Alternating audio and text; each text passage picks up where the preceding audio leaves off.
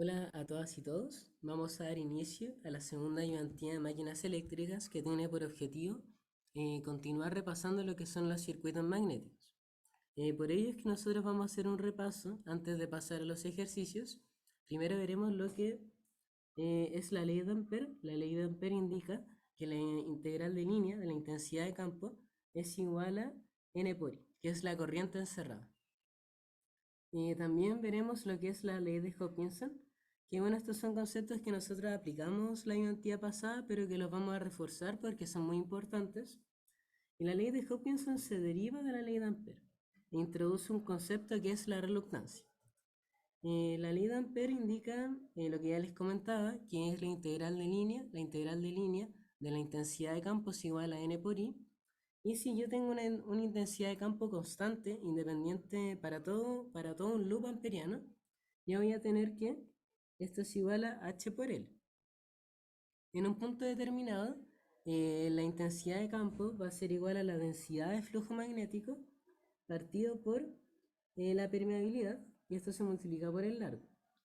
El campo, la densidad de flujo es igual al flujo dividido en el área. Y de esta manera obtenemos lo que se denomina la ley de Hopkinson, reemplazando todo esto por lo que se denomina la reluctancia. Todo eso corresponde a la reluctancia y se concluye que N por I es igual al flujo por la reluctancia. La reluctancia es el equivalente a la resistencia en un circuito eléctrico.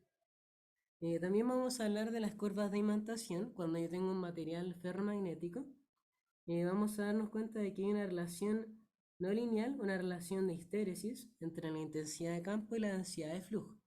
Primero vemos que esto está subiendo, después entra un ciclo de histéresis, que quiere decir que el camino de ida es distinto del camino de vuelta. Es una manera coloquial de expresar lo que es la histéresis. Y aquí nosotros vemos que en las curvas de magnetización aparecen dos conceptos importantes. El primero es la remanencia, que como bien dice acá, es la capacidad para retener un campo V sub R en ausencia de una intensidad de campo magnético. Es decir, cuando yo estoy cuando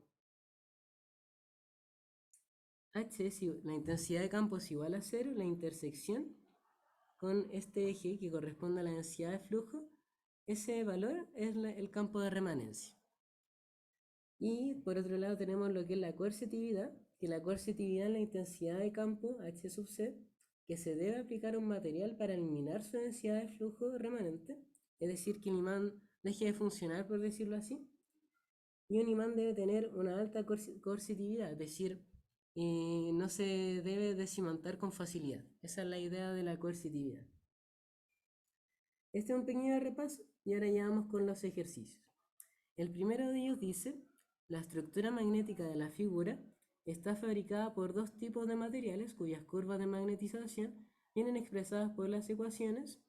Bueno, aquí tenemos la primera ecuación, aquí la segunda, y aquí se muestra cómo es la estructura magnética y ustedes pueden ver que se compone de dos materiales distintos. Por una parte tenemos este material 1, que está asociado a esta curva de imantación, de magnetización, y tenemos este otro material asociado a esta curva de imantación. Entonces lo que nos piden hacer es calcular la intensidad de la corriente que debe circular por la bobina para producir un flujo de 1,5 10 a la menos 4 Weber si la sección es uniforme y vale 15 centímetros cuadrados. Lo que nosotros debemos aplicar acá es la ley de Ampère, ya que la ley de Ampère, lo que nosotros vamos a hacer ahora es primero caracterizar el flujo que circula todo este sistema, que nos daremos cuenta que es el mismo flujo para todo el sistema. Este flujo nosotros lo calculamos, bueno, es el que nos muestran en el problema, 1,5 por 10 a la menos 4. Es el flujo que nos interesa obtener a partir de una cierta intensidad de corriente. El flujo se define como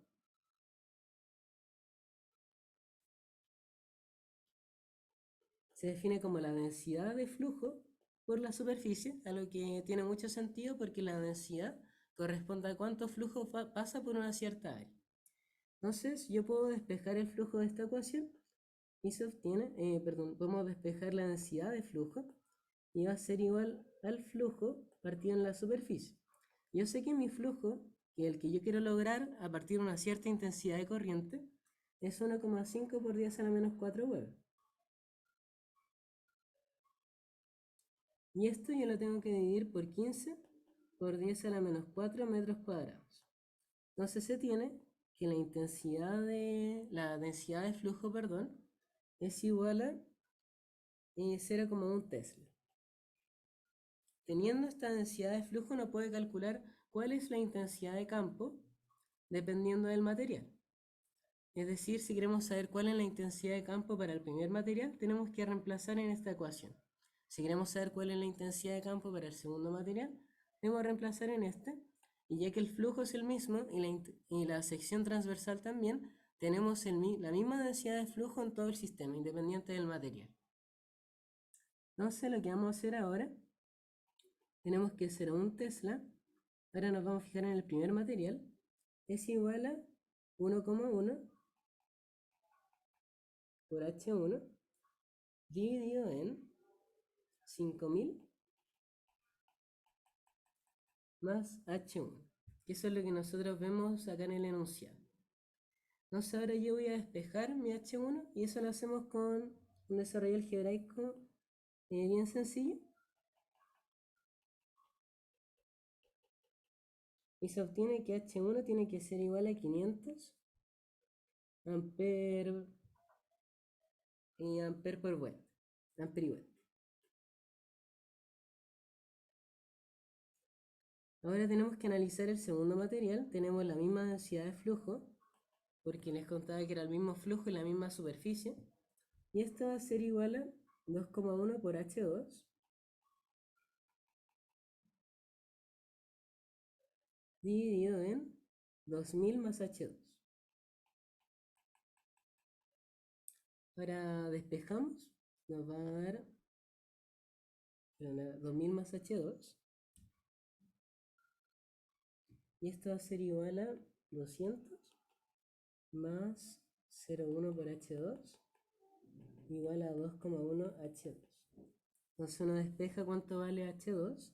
Nos va a dar que 200 es igual a 2 H2 y H2 es igual a 100 amperes por vuelta.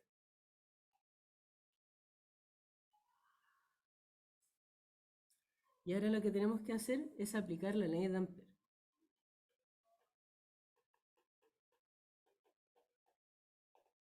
Que como vimos en el repaso, la ley de Ampere indica que la integral de línea de la intensidad de campo es igual al número de vueltas por la corriente. Entonces aquí nosotros tenemos distinta intensidad de campo correspondiente a distintos largos, porque este sistema se compone de dos materiales distintos. Entonces voy a copiar el sistema.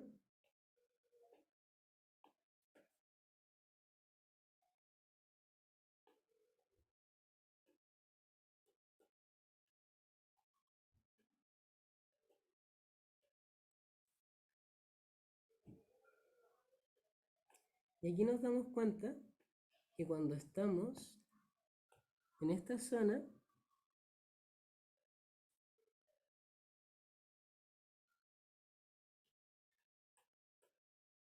tenemos una intensidad de campo H1, mientras que cuando estamos en esta otra zona, tenemos una intensidad de campo H2.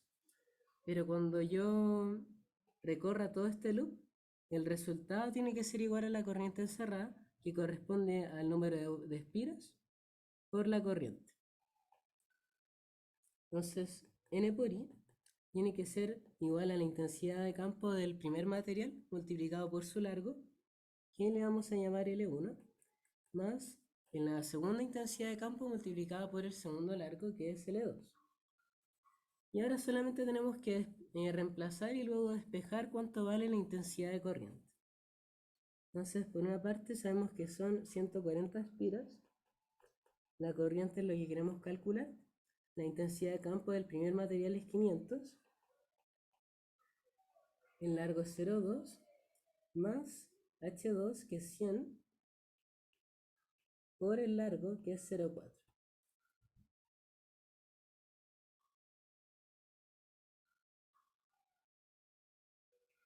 Entonces vamos a tener que 140 por la intensidad de corriente es igual a 100 más 40, que es 140. Y 140 dividido 140 nos da que la intensidad de corriente tiene que ser igual a 1 ampere.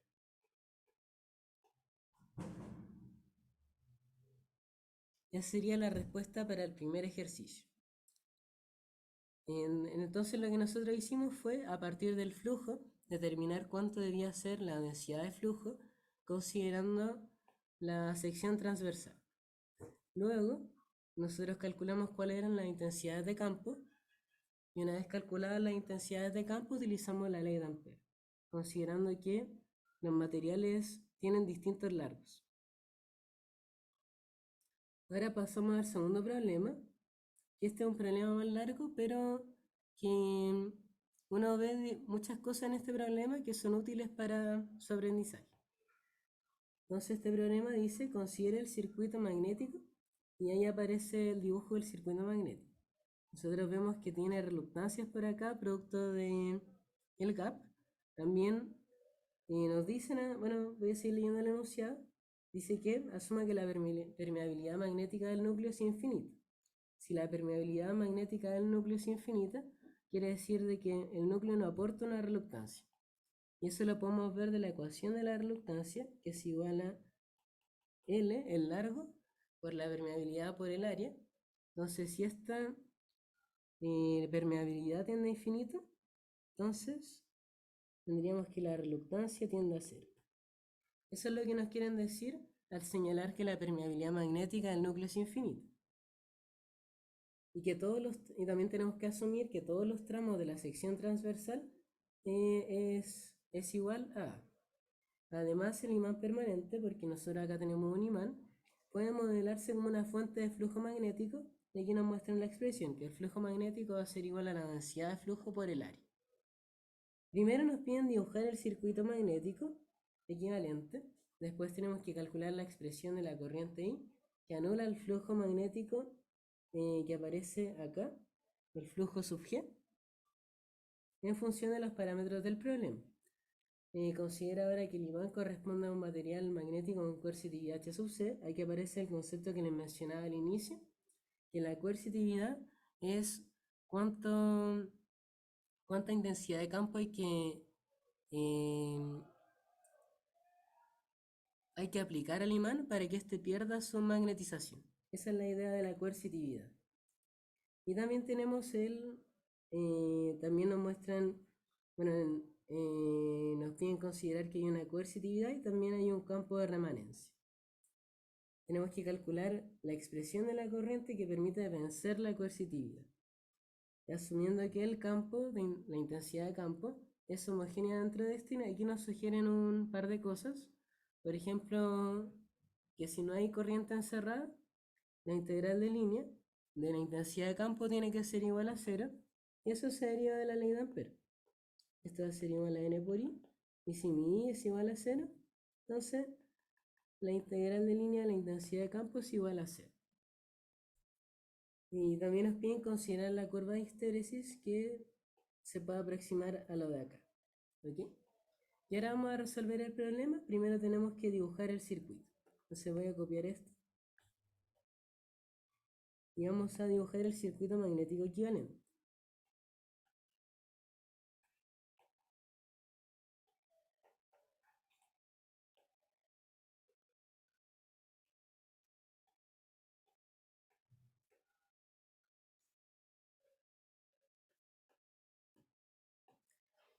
Y aquí nosotros tenemos una reluctancia, que le voy a poner reluctancia sub 2. En esta parte tenemos otra reluctancia. Voy a colocar de otro color.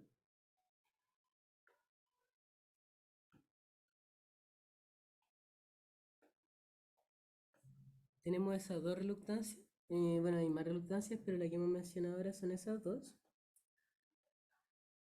La reluctancia depende del largo, la sección transversal y la permeabilidad. Estas dos reluctancias tienen igual permeabilidad, que corresponde a la permeabilidad del vacío. El largo es el mismo, que es igual a 2 por G. Y el área nos señalaban que era la misma, que era igual a A. Entonces, ya que todas las variables que uno necesita para calcular la reluctancia son iguales entre estas dos reluctancias, sabemos que son iguales. Y ahora tenemos otras dos reluctancias más, que su largo se reduce a la mitad, entonces el valor de la reluctancia es distinto. Que serían esas reluctancias que marqué en azul, y estas las vamos a llamar reluctancia 1. Y esta viene la reluctancia 1. Y ahora vamos a dibujar el circuito magnético, pero bueno, antes de eso vamos a determinar cuánto valen estas reluctancias con los datos del problema. Yo les contaba que la reluctancia depende del largo, dividido en la permeabilidad por el área. El largo de la reluctancia 1 es G, dividido en la permeabilidad, que bueno, es la permeabilidad del vacío, multiplicado por el área. Recuerden que estamos viendo la reluctancia del entrehierro. Ahora para la reluctancia 2 tenemos un largo distinto que es el doble de la reluctancia 1. Esto va a ser igual a 2G partido en mu sub 0 por. Y ahora vamos a dibujar el circuito magnético recordando que el imán se puede modelar como una fuente de flujo. Y nos señalaban en el problema que el flujo que aporta este imán es la densidad de flujo por el área. Y otra cosa importante, las bobinas, el sentido de las bobinas viene dado por la regla de la mano derecha. Entonces esta bobina que la corriente va entrando va a apuntar hacia arriba. Y en esta otra bobina la corriente también está entrando y si yo aplico la regla en la mano derecha veré que el flujo va hacia arriba. Y ahora ya tenemos, ahora sí que sí, tenemos todo lo necesario para dibujar el circuito magnético. Entonces lo primero que hay que considerar es la reluctancia R2. Luego tiene en serie aquí la reluctancia 1.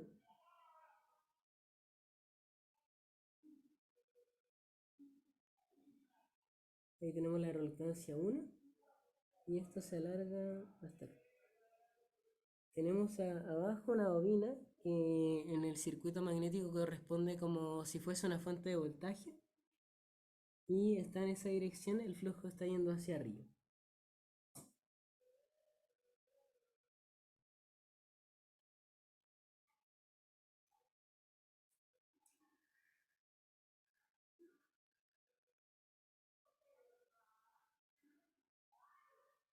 Aquí nosotros tenemos otra reluctancia, que es la reluctancia 2. Y tenemos otra bobina también, que también el flujo va hacia arriba. Tenemos las bobinas, la reluctancia, nos faltaría una reluctancia acá.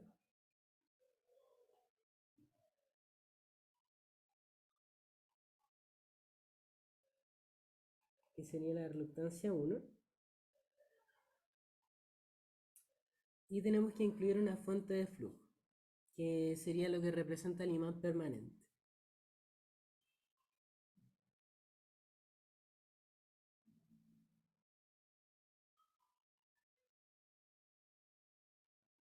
Y ahí estaría nuestra fuente de flujo. Entonces ya habremos hecho lo primero que nos piden, que es dibujar el circuito magnético equivalente. Ahora vamos con la parte 2, en la que nos piden calcular una expresión para la corriente que anula el flujo magnético flujo sub G en función de los parámetros del problema. Y lo que nosotros vamos a aplicar es la superposición. Entonces, primero, bueno, recordar que esa bobina es N1 por I y esa otra bobina es N2 por I. Entonces, tenemos que caracterizar cuál es el flujo que pasa por acá, que es el flujo G. Y lo que nosotros vamos a hacer, como les contaba, vamos a aplicar superposición. Entonces, primero, yo quiero ver cuál es el efecto de la primera bobina en la zona que nos interesa. Para eso yo tendré que apagar la bobina 2 y apagar también la fuente de flujo. Y aquí un recordatorio importante la fuente de flujo corresponde como una fuente de corriente. Y la fuente de corriente nosotros la apagamos como circuito abierto. No así la fuente de voltaje que uno apaga cortocircuitando. Entonces esto, a lo que voy, esto nos quedaría como circuito abierto. Pero aquí esto nos quedaría como un cortocircuito, porque son tipos de fuente diferentes. Y tenemos que caracterizar el flujo que pasa por esta zona y le vamos a llamar flujo 1. El flujo 1 está dado por un divisor de flujo, que es el equivalente a un divisor de corriente. Nosotros tenemos que el flujo que pasa por acá se va a dividir entre esta reluctancia. O sea, este flujo va a tener dos caminos posibles, primero el de acá y luego el de acá. Entonces nosotros queremos calcular cuánto es el flujo que pasa por acá. Primero vamos a caracterizar el flujo T, que ahí tendremos que calcular cuál es la reluctancia equivalente y aplicar la ley de Hopkinson. Que la ley de Hopkinson es el equivalente a la ley de Ohm en circuito eléctrico. Entonces primero tenemos que nuestro voltaje, que en el caso de la ley de Hopkinson es N por I, que es nuestra fuerza magnetomotriz, bueno, es N1 por I. Y esto lo tenemos que dividir en la reluctancia equivalente. Vemos que estas dos reluctancias están en serie, están en paralelo con esta, y luego están en serie con la reluctancia 2. Entonces la reluctancia equivalente va a ser R1 más R2, paralelo R2, más R2. Ese va a ser nuestro flujo total, apagando la bobina 2 y la fuente de flujo que representa el imán.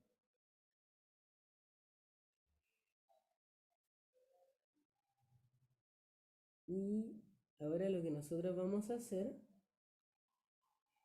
disculpen, aquí cometí un error, esto es R1 más R1, que corresponde a la rama de acá.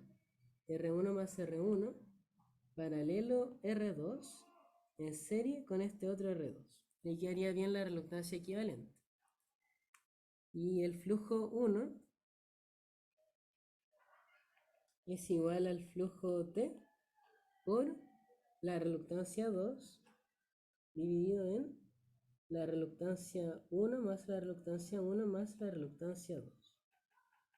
Y esto viene por un divisor de flujo que es el equivalente al divisor de corriente.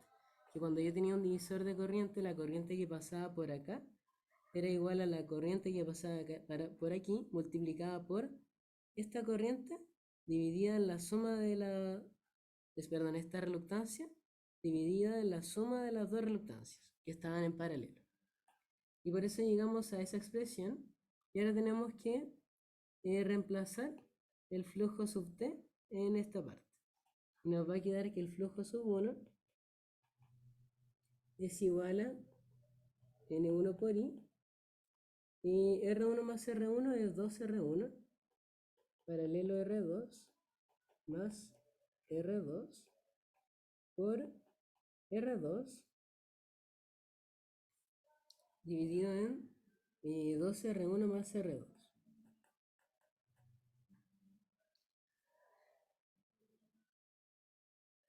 Y ahora tenemos que considerar algo que no se lo explicité antes, pero que aquí, si uno ve las expresiones para la reluctancia, se es evidente que la reluctancia 2 es 2 veces la reluctancia 1.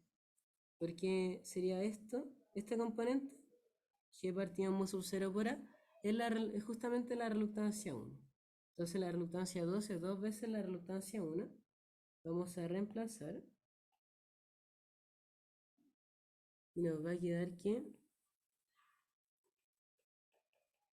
N1 por I dividido en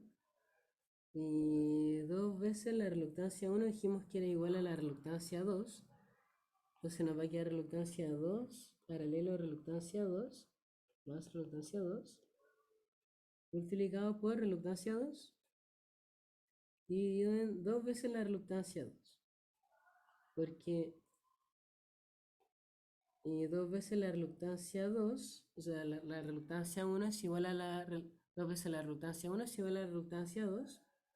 Y por eso nos queda de esta forma.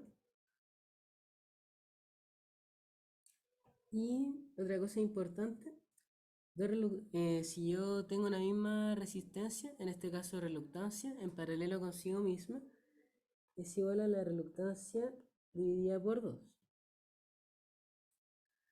Y ya hecho todo eso, bueno, aquí podemos simplificar.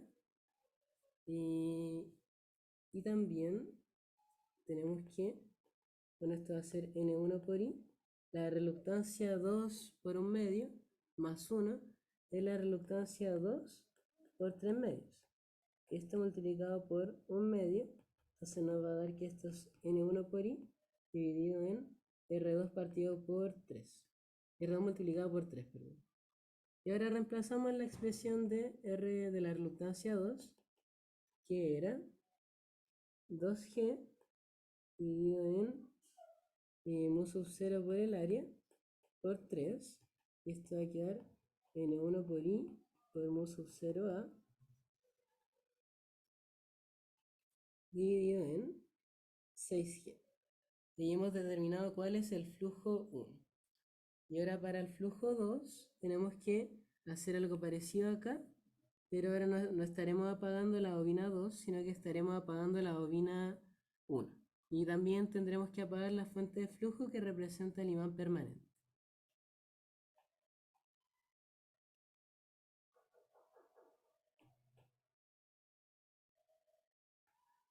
Entonces vamos a apagar la bobina 2, vamos a apagar también la fuente de flujo, que para apagarla hay que dejarla en circuito abierto. Y mientras que la bobina, para apagarla hay que cortocircuitar. El flujo que pasa por esta zona le vamos a llamar flujo 2 y también es resultado de un divisor de flujo en el cual vemos que, se le va a llamar flujo T, vemos que el flujo 2 es igual al flujo T multiplicado por la reluctancia 2 dividido en reluctancia 2 más reluctancia 1 más reluctancia 1.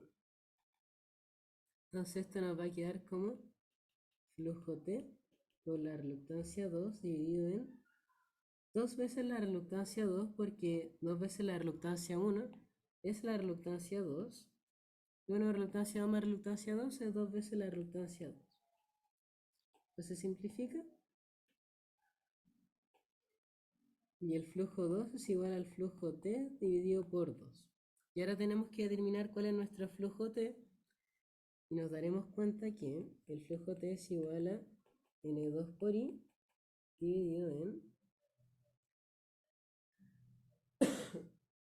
en reluctancia 2 paralelo, reluctancia 1 más reluctancia 1,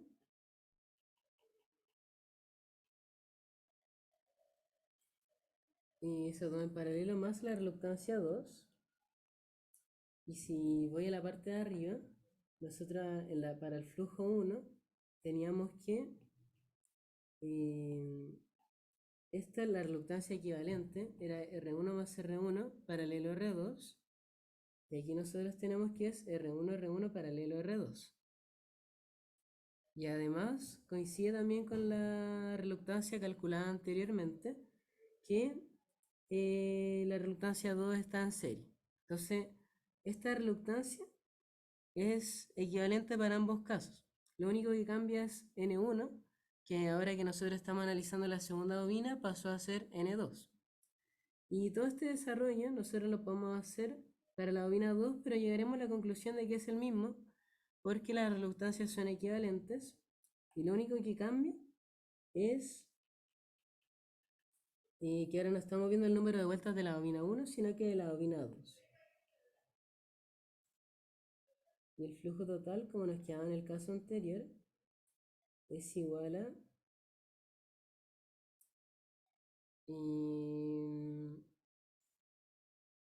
el flujo total nos quedó como esto de aquí,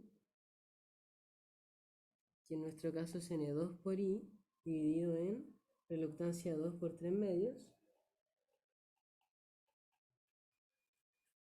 Y eso se multiplica por un medio. Se nos va ahí, nos queda N2 por I dividido en reluctancia, dividido en 3 veces la reluctancia 2. Y esto es igual a N2 por I dividido en 6 veces G dividido en mu sub 0 por A. Y el flujo, perdón, aquí nosotros estábamos viendo el flujo 2, porque si se fijan aquí lo dividí por 2, que tiene que ver con la ecuación que nosotros tenemos acá. Y nos queda que el flujo 2 es igual a N2 por I por mu sub 0A dividido en 6G.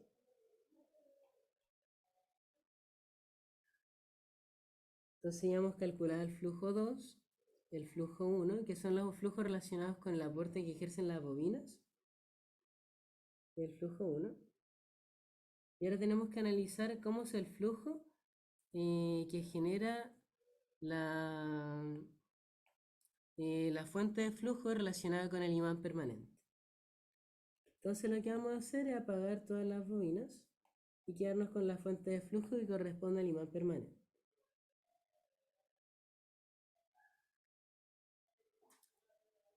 Y yo voy a calcular ahora un flujo del imán.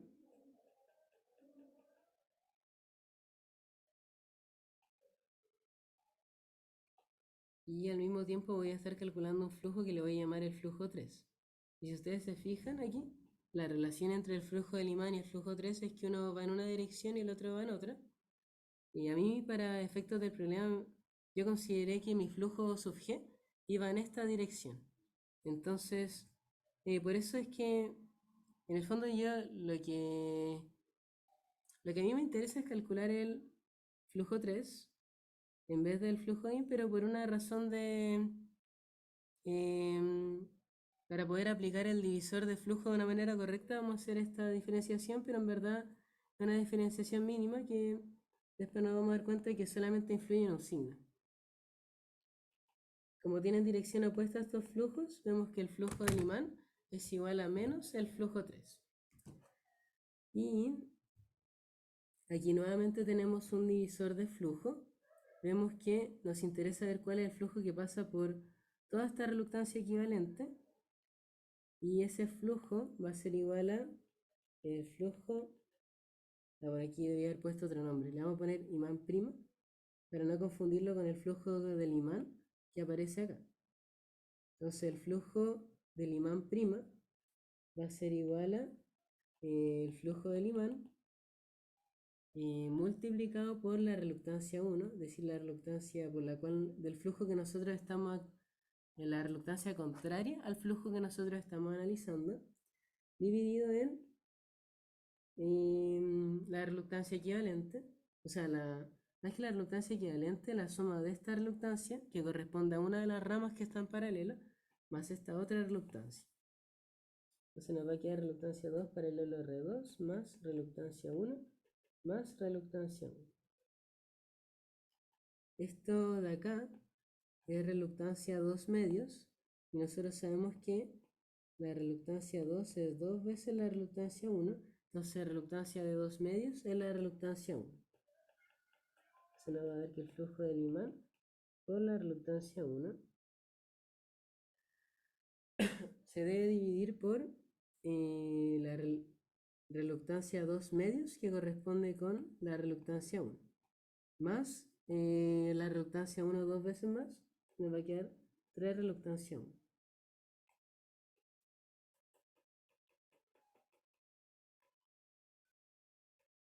Y nos va a quedar que el flujo del imán prima, como le pusimos, es igual al flujo del imán, que sabemos que es el campo del imán por el área, dividido por 3. Y el flujo 3, que es el flujo que está en la dirección del flujo sub G, que es el flujo que nos interesa analizar, va a ser igual al negativo del flujo de imán prima, y nos va a quedar así. La densidad de flujo por el área, multiplicada por un signo menos y dividida por 3. Y ahora ya tenemos el efecto de las tres fuentes independientes sobre el flujo sub G, y a nosotros nos piden calcular cuál es la corriente para que el flujo sub G sea igual a cero. Recordemos que el flujo sub G es el flujo de acá. Y nosotros sabemos que por superposición ese flujo va a ser igual a la suma de las excitaciones producidas por las otras fuentes independientes. Es decir, el flujo sub G va a ser igual al flujo sub 1 más el flujo sub 2 más el flujo del imán, que sería el de acá. Y ahora vamos a anotar eso. Esto va a ser igual al flujo 1 más flujo 2 más flujo 3. Entonces esto va a ser igual a 0. Sabemos que el flujo 1 es N1 por mu sub 0 por A, dividido en 6G, si mal no recuerdo. Está multiplicado por I, eso se me olvidó. Dividido en 6G.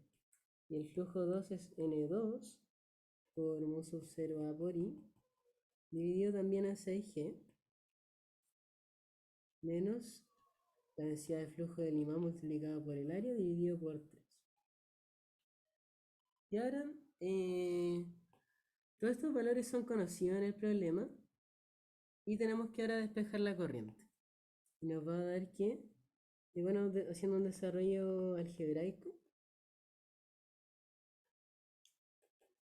tenemos que esto es que B del imán multiplicado por A dividido por 3 es igual a N1 más N2, mu sub 0 A por I, dividido en 6G.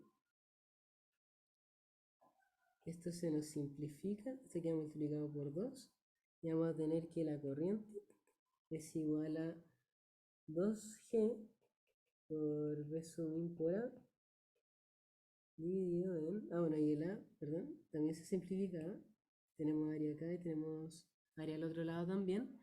Entonces, 2G partido por el imán, por la densidad de flujo del imán, dividida por N1 más N2, por mu sub 0, corresponde a la intensidad de corriente necesaria para que el flujo sub G sea igual a 0.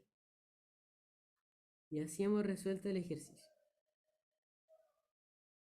Entonces, lo importante es saber aplicar la superposición, que muchas veces uno podría hacer ley de si uno quisiera, pero sería como para complicarse un poco más.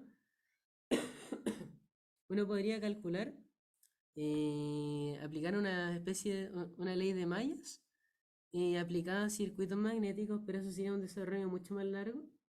Y si bien este desarrollo es largo, es más corto en relación a lo que se haría con ley de mallas. Y por eso muchas veces es mejor aplicar superposición. Y ahora vamos a pasar a la parte 3, que dice, calcule la expresión de la corriente que permite vencer la coercitividad del imán, asumiendo que el campo H es homogéneo dentro de este. Entonces, y nos dan este hint importante, que en el fondo lo que nos dice ese hint es que podemos aplicar la ley de Ampère y que nosotros tenemos, bueno, y nos dicen que si no hay corriente, la integral de línea de la intensidad de campo va a ser igual a 0. Entonces, voy a volver a copiar el circuito que nosotros teníamos ahora para resolver la parte 3.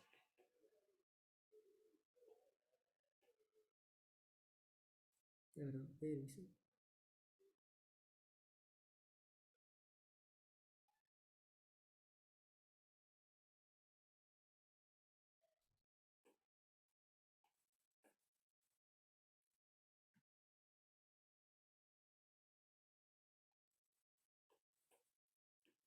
Y pegué el circuito. Entonces nos están pidiendo calcular la intensidad de corriente que permita vencer la coercitividad. Entonces lo primero que nosotros vamos a hacer es aplicar la ley de Ampère en este sector. En ese sector nosotros tenemos la intensidad de campo del imán y también tenemos la intensidad de campo de el entrehierro, que sería la parte de acá. En cuanto a la intensidad de campo del acero no nos interesa porque tiene una permeabilidad infinita y una reluctancia igual a cero. Entonces, aplicando la ley de Ampère, vemos que aquí no se encierra corriente, eso es lo primero que uno observa. Pero si hay intensidades de campo involucradas, primero tenemos, bueno, aquí lo que nosotros estamos haciendo es ver la intensidad de campo, es la integral de línea de la intensidad de campo. Y nosotros tenemos primero la intensidad de campo del imán multiplicada por el largo del imán más la intensidad de campo del entrehierro multiplicada por el gap. Entonces, aquí hay algo bien importante, que nosotros podemos igualar esta intensidad de campo multiplicada por el gap a la reluctancia por el flujo. Y eso es lo que nosotros veíamos antes, que de la ley de Ampère se deriva lo que es la ley de Hopkinson. Y la reluctancia de este gap nosotros ya la habíamos calculado, era nuestra reluctancia 1, que es G partido en mu sub 0a. Y el flujo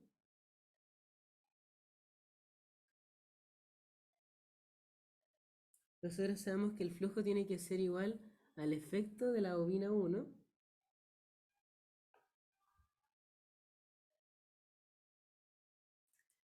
vamos a ir por partes. Primero tenemos el flujo de la bobina 1. Vamos a, entre comillas, reciclar los flujos que nosotros calculamos antes. Este flujo G, que pasa por aquí, también si yo apago esta bobina y apago esta fuente de flujo, me daré cuenta de que el flujo G que pasa por esta reluctancia también pasará por ese entrehierro. Y eso es porque lo que nosotros estamos haciendo es nuevamente aplicar superposición. Voy a dibujar mejor el circuito equivalente que nosotros teníamos, que lo tengo acá.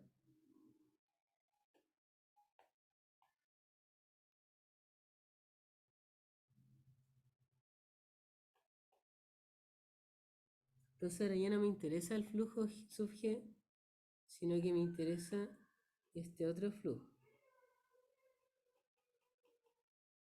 Y ese flujo va a ser igual a... Aquí viene lo que les comentaba, si yo apago esta fuente y esta otra también la apago, es decir, la dejo en circuito abierto, el flujo sub 1, que era el que calculamos para ver el flujo sub G, va a pasar también por esa reluctancia. Entonces el efecto de la bobina 1, tanto para el flujo G que nosotros habíamos visto acá, es igual para el flujo N. Y eso también pasa con la reluctancia con la bobina 2, porque si yo apago esta fuente y esta también, el flujo 2 que nosotros habíamos calculado acá va a pasar también íntegro por esta otra reluctancia. Es decir, el aporte de la bobina 2 sobre el flujo sub n es el mismo que ejerce sobre el flujo sub g. ¿Okay? Pero ahora cuando analicemos cuál el aporte de la fuente de flujo va a ser distinto. Y se lo voy a mostrar aquí para que quede más claro.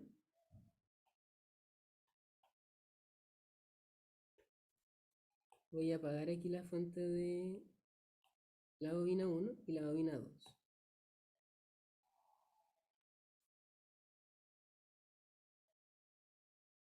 Nosotros habíamos determinado que en esa dirección había un flujo sub in', que era igual a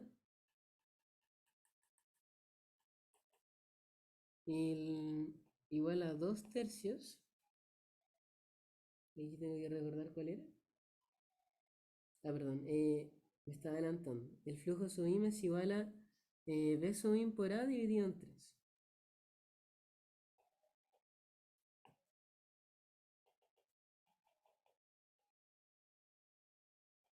Dividido en 3.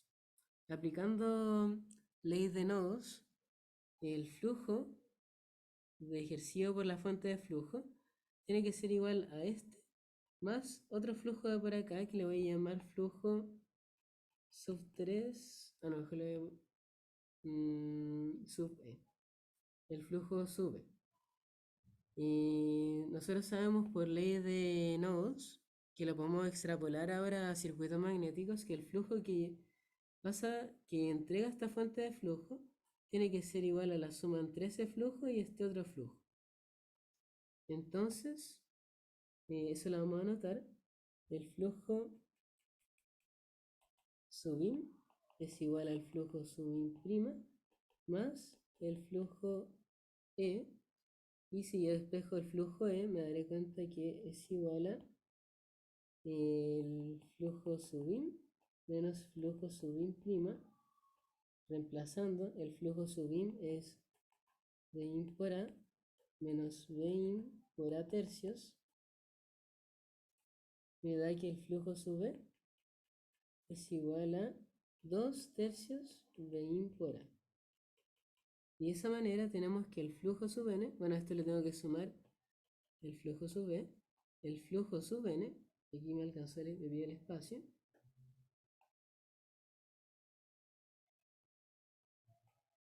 el flujo sub n va a ser igual al flujo sub 1 que habíamos dicho que era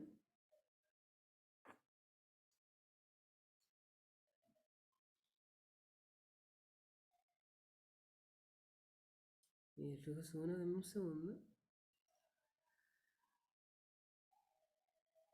y habíamos dicho que era n1 por i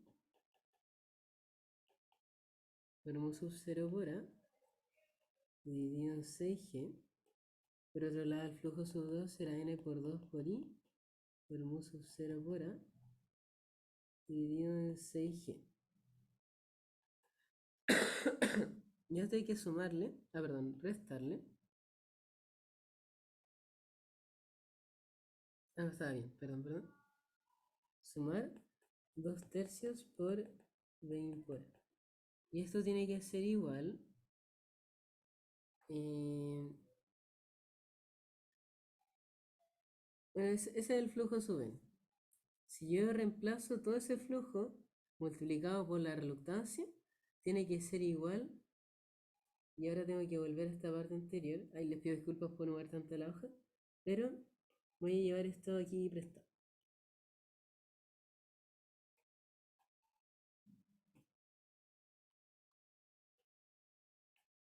Conocemos cuánto vale el flujo. Conocemos también esta ecuación dada por la ley de Ampère. Y vamos a usarla para calcular cuánto tiene que ser la corriente para vencer la coercitividad. La coercitividad es un valor que tiene que cumplir la intensidad de campo. Y si yo quiero vencer la coercitividad, mi intensidad de campo tiene que ser menos esa intensidad de campo que representa la coercitividad. Entonces de esa manera se anulan y yo logré vencer de esa manera la coercitividad. Eso es un poco confuso, pero lo que voy es que el campo, la intensidad de campo que debe tener el imán es menos la intensidad de campo de la coercitividad, porque de esa manera se logra vencer la magnetización que se le aplicó al imán. Y si menos Hc por el largo del imán más Hg es igual a 0, tenemos que Hc por el largo del imán tiene que ser igual a H por G, que nosotros llamamos que era la reluctancia por el flujo. Y nosotros conocemos cuánto vale este H sub C porque es lo que es como una variable del problema, pero lo que no conocemos es la corriente. Entonces, H sub C por L sub in va a ser igual a la reluctancia, que es G partido mu sub 0 por A, por el flujo. Que el flujo lo calculamos recién y era igual a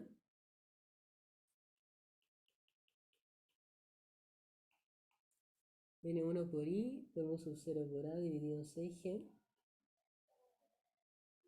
más N2 por I por mu sub 0 por A dividido en 6G. Y ahora tenemos que también sumar el aporte del flujo sub E, que es el que representa el flujo que es generado por la fuente de flujo del imán permanente, que es 2/3 por V sub I por A. Y aquí nosotros podemos despejar la corriente porque yo les contaba que H sub C es una variable conocida, el largo del imán también, el entrehierro, mu sub 0, el área, el número de vueltas, todo eso es conocido. Y bueno, por temas de tiempo voy a hacer el despeje, voy a mostrarles lo que da al despejar. Y lo que da al despejar para la corriente es igual a 6HC por L por mu sub 0 menos 4G por V sub I dividido en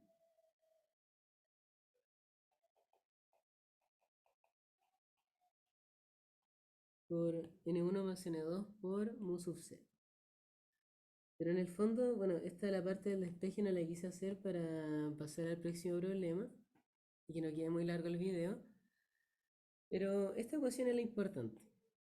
Entonces, recapitulando, ya que son varias cosas y a veces es confuso, lo que nosotros hicimos en esta parte 3 fue reutilizar los flujos que nosotros habíamos calculado en la parte 2. El flujo 1 era el mismo porque nosotros vemos que cuando se apaga la fuente 2 y se apaga la fuente de la fuente de flujo ejercida por el imán, todo el flujo que pasaba en este punto pasa también por este otro. Por eso es que el aporte de la bobina 1 para el flujo G que nosotros habíamos calculado antes es igual para el flujo N, porque por la topología del circuito. Pasaba lo mismo con el flujo 2, pero no pasaba así con el flujo 3 y tuvimos que calcular cuánto era el flujo que llegaba a esta otra reluctancia. Ya no estábamos analizando el flujo que pasaba por acá, sino que el flujo que pasaba por aquí, y eso implicó hacer un pequeño cambio en el cálculo del flujo.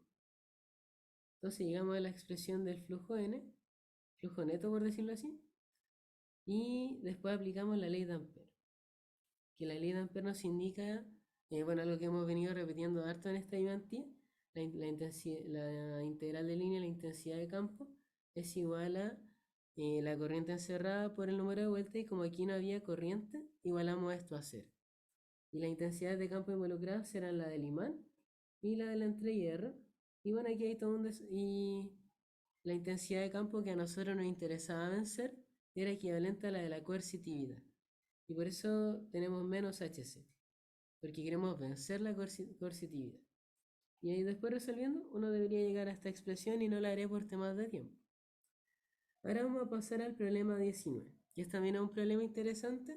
Es más breve que el anterior era de los más largos, pero es bueno que ustedes vayan soltando la mano, porque los ejercicios de máquina igual son algunos muy largos, sobre todo los problemas de las tareas que tendrán más adelante.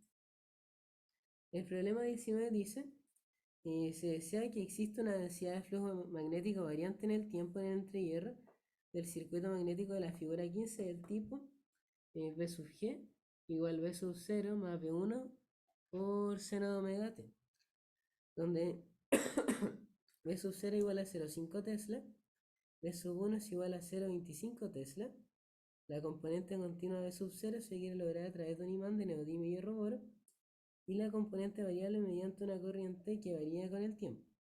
La curva de imantación del imán en el segundo cuadrante se puede modelar como V sub m igual mu por la intensidad de campo sub m más V sub r, que era este campo de remanencia que les contaba antes.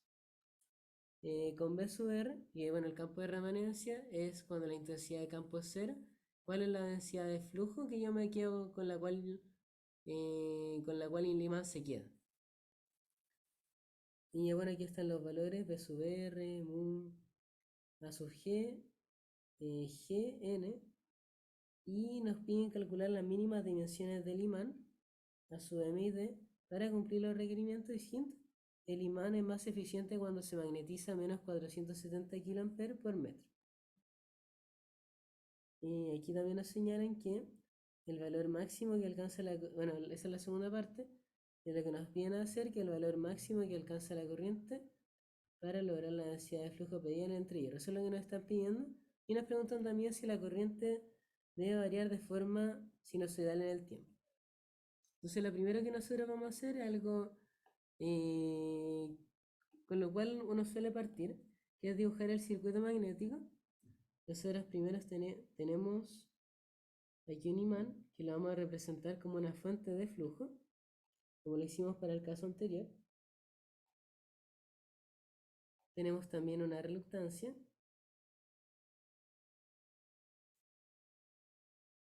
La reluctancia del entrehierro. Tenemos también una bobina que por regla la mano derecha va en esta dirección.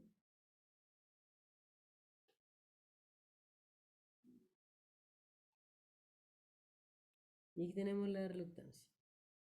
Bueno, y esto es N por I. Este es nuestro flujo del imán, que es igual a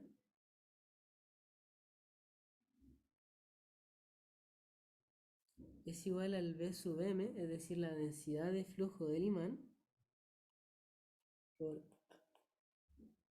Y ahora, bueno, ¿de dónde salió esto del V sub M por A? A nosotros nos dicen que tenemos por un lado esta ecuación, que nos dice que la densidad de flujo en el segundo cuadrante se modela de esa forma.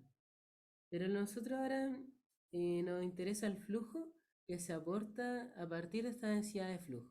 Y para obtener el flujo tenemos que multiplicar por el área del imán, que el área del imán es la que nos piden calcular. Entonces, yo lo que hago, o sea, lo que estamos haciendo ahora es usar la densidad de flujo, multiplicarla por el área del imán, para ver cuánto es el flujo que este aporta. Y ahí aparece el flujo del imán. Si queremos analizar la componente DC, nos dicen en el enunciado que la componente continua, en esta parte, se quiere lograr a través de un imán. Es decir, esto es parecido como, bueno, aquellos que ya dieron electrónica, bueno, cuando resuelve un circuito, uno también aplica una superposición haciendo un análisis DC y un análisis AC. Entonces, algo parecido a lo que nosotros vamos a hacer ahora. Y queremos analizar la componente continua, que sería como nuestro análisis AC, y lo que nosotros vamos a hacer para eso es apagar la fuente AC, sí, AC, que en este caso, bueno, ahí le estoy adelantando lo que viene en la parte siguiente, pero lo que tenemos que hacer es apagar la bobina, porque nos interesa la componente continua que viene dada por el imán, por su flujo, por el flujo que entrega el imán. Entonces, una observación es que el flujo del imán tiene que ser igual al flujo que pasa por el entrehierro. Y le voy a poner flujo sub G. Esa es la primera observación. Entonces, el flujo del imán va a ser V sub M por A, como ya les contaba, que viene de la definición de densidad de flujo. Densidad de flujo es cuánto flujo por unidad de área, lo multiplico por el área y obtengo el flujo. Y va a ser igual a el flujo que pasa por la reluctancia. Y para analizar, bueno, y aquí no sabemos exactamente cuánto va el flujo que pasa por la reluctancia. ¿Por qué? Porque no son la misma. Perdón, no. Me confundí. Nosotros sí sabemos cuál es el flujo, ahora sí. Sí sabemos cuál es el flujo que pasa por la reluctancia. Y el flujo que pasa por la reluctancia es V sub 0, que V sub 0 es como es la densidad de flujo en el vacío multiplicado por A sub G.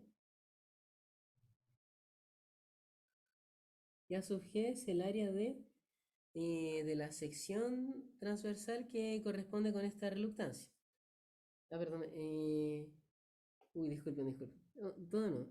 Vamos a recapitular porque aquí tuve un pequeño error que voy a corregir. Esto estamos bien, que el flujo aportado por el imán tiene que ser la densidad de flujo por el área. Ahora, a nosotros nos piden que la componente continua que pasa por el entrehierro, la componente continua, sea V sub 0. Entonces nosotros conocemos cuál debe ser la densidad de flujo de la reluctancia, viene dada por el enunciado, que quieren que la componente continua sea V sub 0. Entonces, la componente continua V sub 0 aparece acá. Si la multiplico por el área del gap, obtengo el flujo que pasa por el entrehierro. Entonces V sub 0 ya lo conozco. Y también conozco cuánto vale A sub G, conozco cuánto vale B sub M.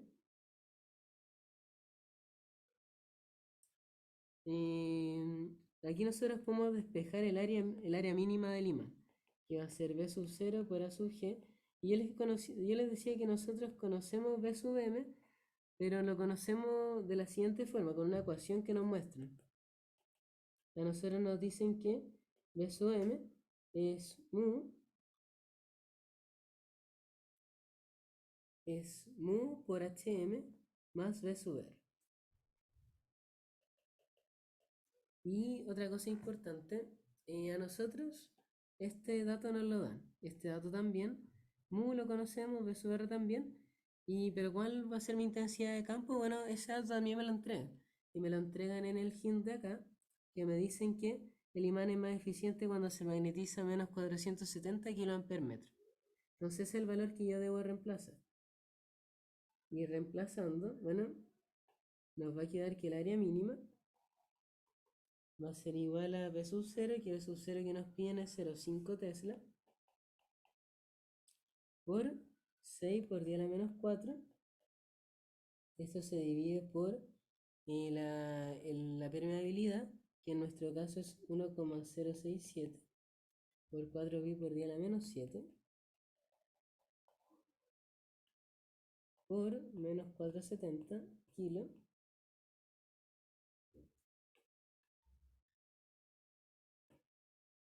Y esto se suma con B sub R, que es igual a 1,26. Entonces ahí ya tenemos todo lo necesario para despejar. Y bueno, este despeje ya lo hice y me dio que era igual a 4,763 centímetros cuadrados. Esa es el área mínima del imán. Entonces, vamos a volver a recapitular para que después para que quede más claro el video. El flujo tiene que ser el mismo, esa es la primera idea. El flujo que pasa por el imán tiene que ser el flujo que pasa por el entrehierro.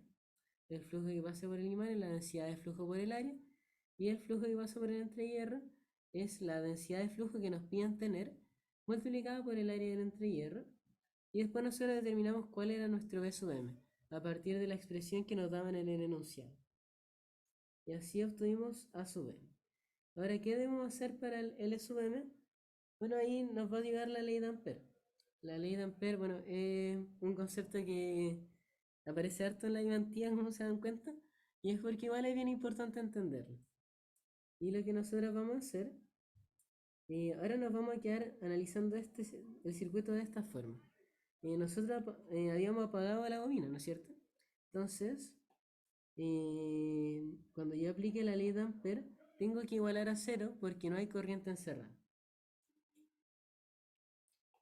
Y en la ley de Ampère nosotros veíamos que era H por dl, la integral de línea, y eso va a ser igual a la intensidad de campo del imán multiplicada por el largo mínimo más la intensidad de campo en el entrehierro multiplicada por el gap. Y una cosa bien importante, y lo vimos en la identidad pasada, es que cuando nosotros estamos en el entrehierro, es un material lineal, entonces H sub 0 va a ser igual a B partido en mu sub 0. Y yo les había dicho que esto era igual a 0 porque no teníamos corriente encerrada.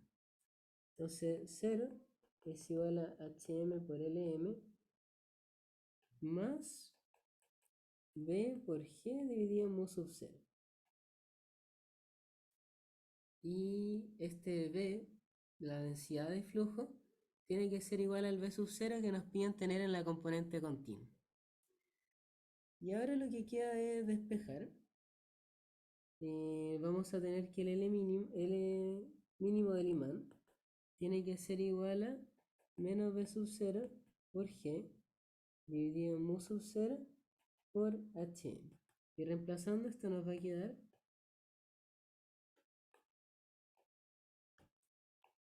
que es menos 0,5 Tesla, no 0,5, la vamos a analizar numéricamente, por cuánto valía el gap, que era 0,2 centímetros. Eso viene dado por el enunciado en la parte de aquí, 0,2 centímetros. Y esto se divide en la permeabilidad del vacío, que es 4pi por 10 a la menos 7, por menos 470. Y nos va a dar que el L mínimo del imán tiene que ser igual a 1,693 milímetros. Así calculamos el largo mínimo. Ahí reemplazamos los valores que correspondían y nos dio ese largo mínimo que se originó de la ley de Ampère. Y ahora en la parte B nos piden ver el valor máximo que alcanza la corriente. Para lograr la densidad de flujo variable pedida en el entrehierro. Ojo que nos están pidiendo el valor máximo. Eso es lo... Bueno, ahí lo he hecho usted. Ahí, valor máximo que alcanza la corriente. Eso es bien importante. O sea, no nos piden analizar como todas las sinusoides, sino solamente el valor máximo. Y el valor máximo acá, que nos piden tener este flujo, se alcanza cuando el seno vale 1. Y si el seno de omega t, el flujo G max va a ser igual a 0,5 más 0,25, porque, bueno, lo voy a notar mejor con variable, b sub 0 más b sub 1. Y b sub 0 es 0,5, b sub 1 es 0,25. Entonces, nos están pidiendo analizar cuando b sub g sea igual a 0,5 más 0,25, que es 0,75. Entonces, todo cálculo que nosotros hagamos relacionado con la corriente tiene que tener esa densidad de flujo. Eso es lo primero que nosotros tenemos que ver. Y ahora nuevamente nosotros vamos a aplicar la ley de Ampère, pero esta vez sí tenemos una corriente encerrada. Voy a copiar acá la foto.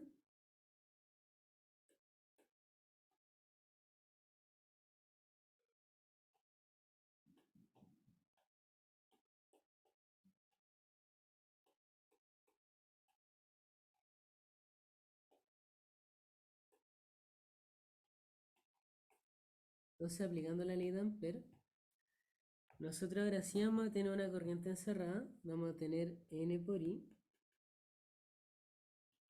Le voy a colocar I así en minúscula. Por la intensidad de campo del imán, por el largo del imán, más H por G. Que H es la intensidad de campo que pasa por el entrehierro.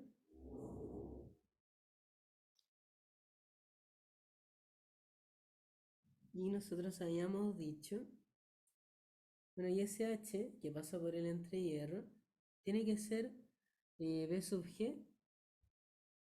Perdón, vamos a ir por partes. Tenemos N por I.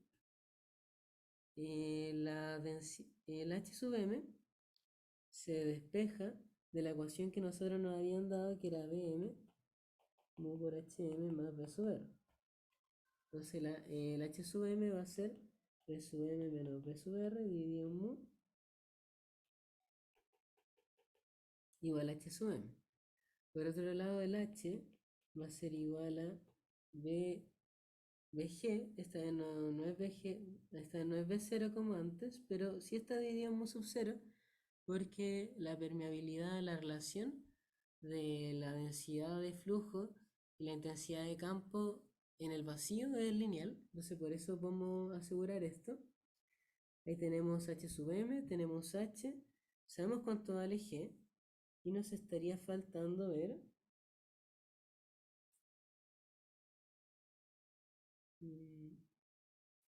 Bueno, vamos a ir reemplazando. Tenemos que esto es B sub m menos B sub r dividido por mu por el largo del imán que nosotros habíamos calculado, más M sub G por G dividido en mu sub C.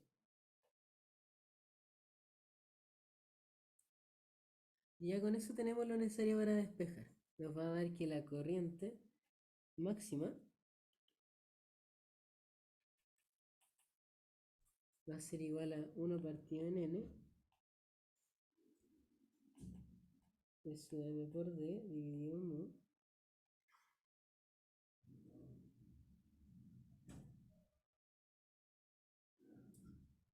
Y aquí se me, disculpen, aquí se me estaba olvidando hacer otro reemplazo.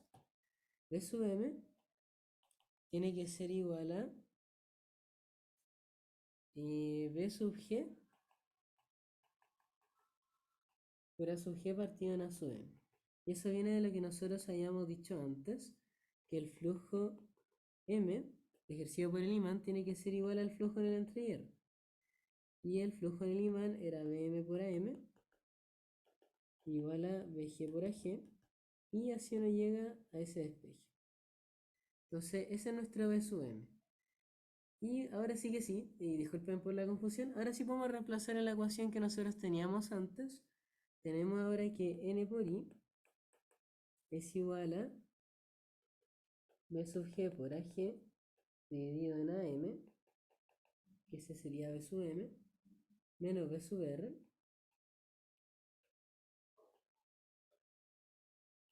dividido en mu, por d, que bueno, por el largo mínimo del imán nosotros le habíamos puesto, más B sub g por g dividido en mu sub 0.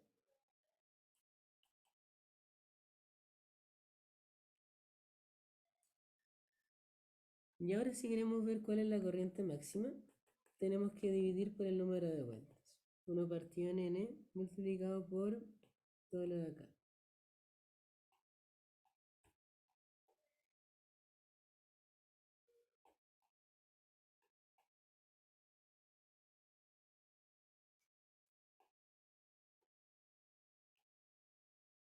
Y ahora sí podemos despejar, por ejemplo, el B sub g, nosotros ya sabemos que era 0,75 Tesla, y eso es porque nos están pidiendo la corriente máxima.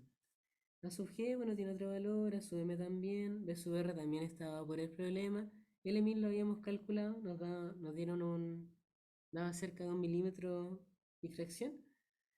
B sub g también sabemos que es 0,75, el entre hierro y mu sub 0 los conocemos, y de esta manera sabemos que la intensidad de corriente máxima tiene que ser igual a 4,0199 amperes.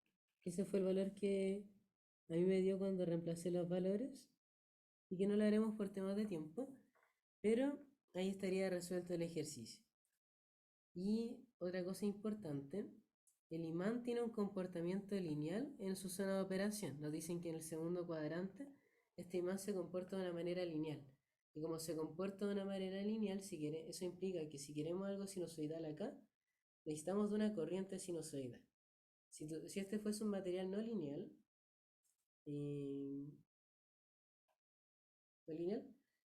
lo que tendríamos no necesariamente sería aquí una sinusoidal.